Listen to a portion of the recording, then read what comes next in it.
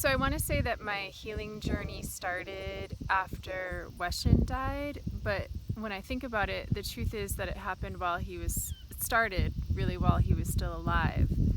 I don't know if you remember, I told you before that when we got to the United States, it was really hard for him and thus for me being his partner.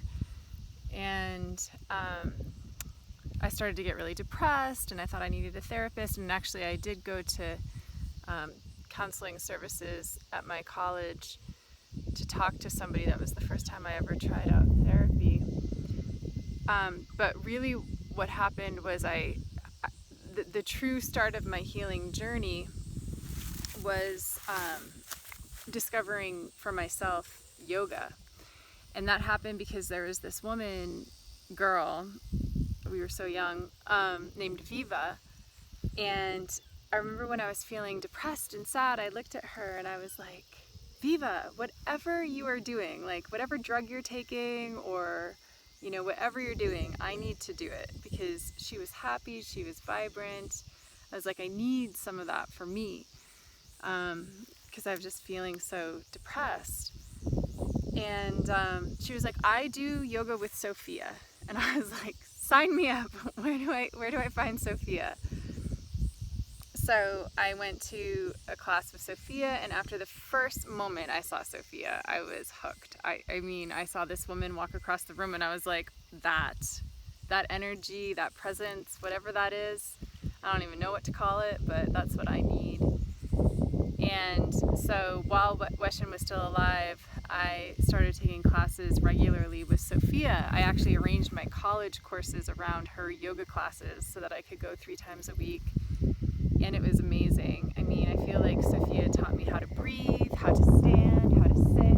I couldn't believe that I had never been taught these very basic things before, but she taught me how to feel my body. We would be in downward dogs, shaking and trembling for minutes, and just, I released so much tension and stress with her that it was amazing. And at the same time, there was a lot of tension and stress in my life in general, so I was just kind of piling it back on after I left class.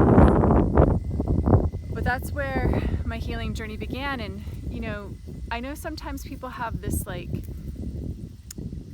reluctancy to call themselves healers, as if being a healer is such a big deal. But I'm like, no, I'm totally a healer. I've healed. I heal. I've gone from being a mess, being, unable to look at myself in the mirror, so depressed and outside of myself, and I've healed since then. And really it started with my exposure to yoga, which was really a classical hatha yoga style that Sophia taught. And but also she only taught women together. I didn't take yoga with men, and that allowed a real feminine aspect to come through. And I learned a lot about being a woman from Sophia. So after Weshin died, I was just such a mess, and I couldn't. It was I was so hurt. But unlike a physical injury, I didn't have a cast on my arm. I wasn't on crutches or in a wheelchair. Nobody knew what had happened to me. And so I would often meet people and tell them, oh, my husband was murdered a year ago. And it was such an awkward way to meet people, but I didn't know another way to do it. I just felt like I had to make an apology for myself about why I may be acting strange. And I remember asking Sophia what to do if I really wanted to feel better and progress with yoga. And she said to get BKS Iyengar's book, Light on Yoga, and in the back there's a glossary of, or an appendix or something, whatever you call it, where there's poses that you should do for a week, week 1, week 2, week 3, week 4, for 500 or 600 weeks or something. He had a prescription of what you should do. She said, go look at that appendix, look at the poses, hold each pose for 4 minutes. And so I started doing it. I mean, it was hard, like to try to hold a warrior for 4 minutes and then switch sides and do the other side. I did it. I would get up in the morning. I felt like such crap that I had to spend like hours every morning just kind of like prepping myself to face life. So I would get up in the morning, I would meditate, I would do yoga, holding poses for 4 minutes while I trembled, watching a clock. It just got me going on this like devotion to healing, to figure out how to become what I'm really meant to be, how to not let the suffering of life keep me back from that. And then I found massage school.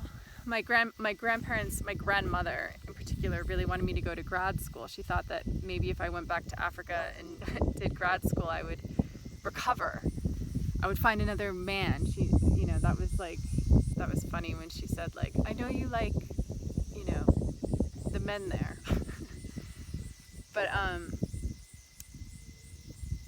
so anyway, I decided to go to massage school, and that wasn't quite the grad school that my grandmother had in mind. I think she would have preferred if I'd gotten an MBA or something like that.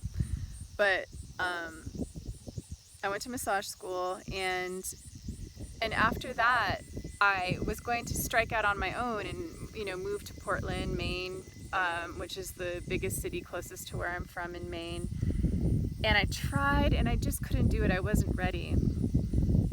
And at about the same time, my grandmother had fallen. She was 90, and she'd broken her hip, and she needed some care. So I ended up moving back to my hometown, Fryeburg, Maine, and moving in with my grandparents. And I got paid, actually, a stipend to be my grandmother's caregiver, which was an amazing experience. I did it for about a year and a half, I think.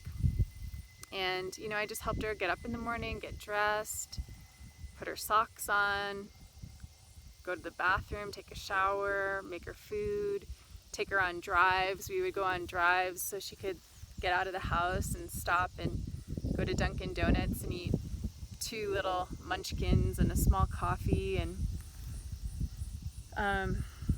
And then finally, after a year and a half of that, I realized that I needed to actually get back out into the world. And so I again moved to Portland and thought that I would become a massage therapist, and started going to Bikram yoga a lot, and told my teacher there that I was looking for a job in a chiropractor's office. And she said, "Oh, I know a chiropractor who's looking for someone." And I assumed the chiropractor was looking for a massage therapist, but it turned out he was looking for an office manager. And when I found that out, like in the interview, I was like, oh, okay, well then I'll just apply as office manager. And so he hired me. And so for a few years, I was an office manager for a chiropractor, which again was like super interesting in the journey of healing and understanding, like, this innate intelligence that doesn't generate like from our egoic self, but comes through us. And how, in chiropractic, you're eliminating subluxations in the spine so that your spine isn't impinging on nerves, so that the flow of your nervous system is full. And in a lot of ways, it's so similar to how I feel about consciousness and the koshas, which I can tell you about later, which are basically like the many planes of existence through which the light of consciousness shines through us to become manifest in this dimension. And then eventually I made a job for myself as a massage therapist in the chiropractor's office. And so I was massaging men and women there, but I always wanted my healing practice to be focused just on women, at least at that time. I'm not sure about now. I mean, I think I'll naturally attract more women than men, but I'm not as focused on just the woman's experience right now. I think I've come to a more universal, balanced place in my life now. but I have to say that I also think that when you're working so closely with physical bodies, like as a yoga teacher or as a massage therapist, it is really beneficial to limit yourself to one gender or the other, because the genders create polarity, and so that's like a pushing away from each other, and so it adds tension. And so if the point of what you're doing is trying to eliminate tension, having the genders together is harder. So after doing a lot of massage in the chiropractor's office for both men and women, I wanted to start my own business, and I was scared. And so for a few months, I tried taking a job just to see. I worked in a group home for teenage girls that were just getting out of juvenile detention. And that was really, really hard. And it just wasn't where I was supposed to be. Even though I wanted to bring love and light into that situation, it was just sort of not, it was not my scope. But I was scared to start my own massage practice. It just felt like so much to kind of like turn off any kind of external paycheck and try to make it on my own. And so I come from a long lineage of lawyers from my paternal side. My father's great grandfather or great great grandfather founded a law firm in Fryeburg, Maine, at around the time of the Civil War. It was established in 1865, and that's where my dad works now, and that's where his dad worked, and his dad and his dad. So, and then many people in my family are lawyers, uncles, aunts, cousins, and my brother went to law school. And I guess there was always a part of me that was like thinking, is it that I don't want to be a lawyer, or that I couldn't be a lawyer?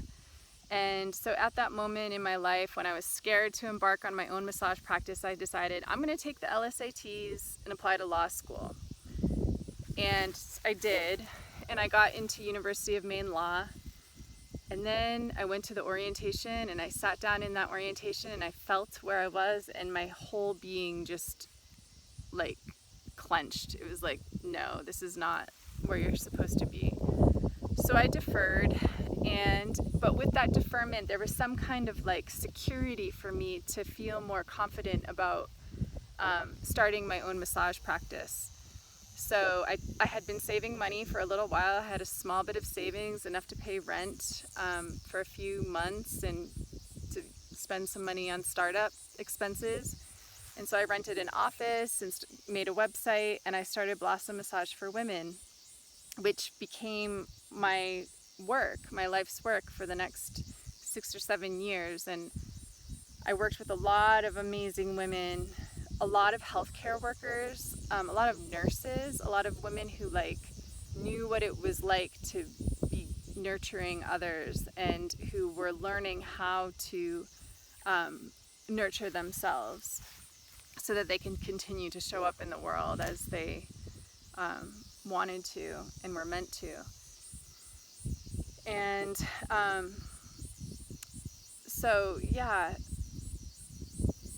I'm trying to think if there's something in particular about this that I want you to know.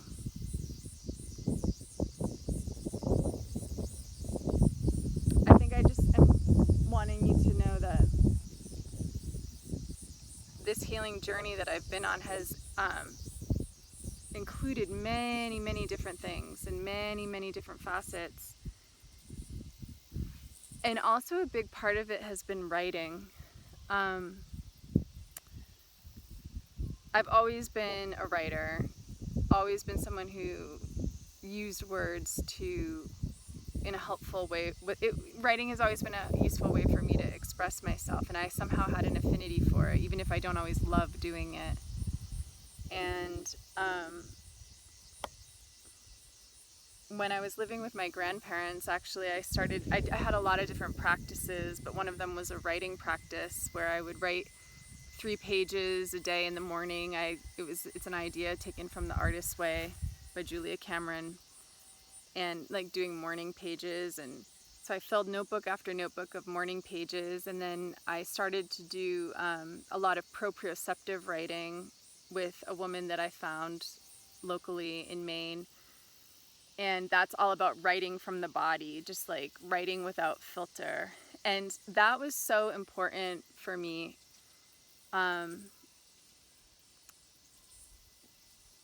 To be able to get over the story, my story of the murder. And I even started a creative writing MFA the year that I was living with my grandparents. I thought that maybe that was the direction that would take me where I wanted to go. But after just one semester in that program, I realized that it wasn't for me, that, it wasn't so much that I wanted to be a novelist or a writer as a profession, but just that I needed to write. And so later on, when I was working for the chiropractor, I did spend basically, I dedicated a year to writing out all the stories about my husband, Weston, and everything that happened that I just felt I wanted to keep. Because what was happening was, in my trauma of losing him so abruptly, I was like trying to keep his memory alive in my brain and just cycling through stories in my mind all the time, which wasn't allowing me the space that I needed from the whole experience to actually heal. And by writing everything down, what did actually happen was that it gave me space. I knew that the stories were safe. They were captured. I knew where to find them. And because that they were outside of me and written down and safe, I could step away from them. So now I find it interesting. I did all that writing over 10 years ago, and now I find it interesting, like whenever I do open up the draft of this, manuscript that is over 300 pages long of things that I wrote, I am always surprised at what it's like. I remember the stories, but I wouldn't have been able to recall them if you just asked me. I don't think they're not on the top of my mind anymore. I have to have my memory jogged. And so I think that was really important to, as a part of my healing, to be able to step away from the story. And there's more writing stories, and there's more things that I'm going to tell you next time. But I think for right now, I just wanted to after telling you the story of the murder last time, I wanted to just come right back with a bit of news about healing, and like to bring some hope and some good news that, like, even though when people would tell me that it was only a matter of time, like they'd say, my husband was dead for 6 months, and people would say, oh, don't worry, like, life goes on. My husband died 20 years ago, and now everything's kind of fine. Like, I'm fine now. And I would just be like, shut up. No. I have to wait 20 years. I have to wait 20 years till I feel good again. And while there is truth in time being the healer of wounds, what I also want to say is that there's other ways to heal too, and it doesn't have to take 20 years. So, thank you for listening.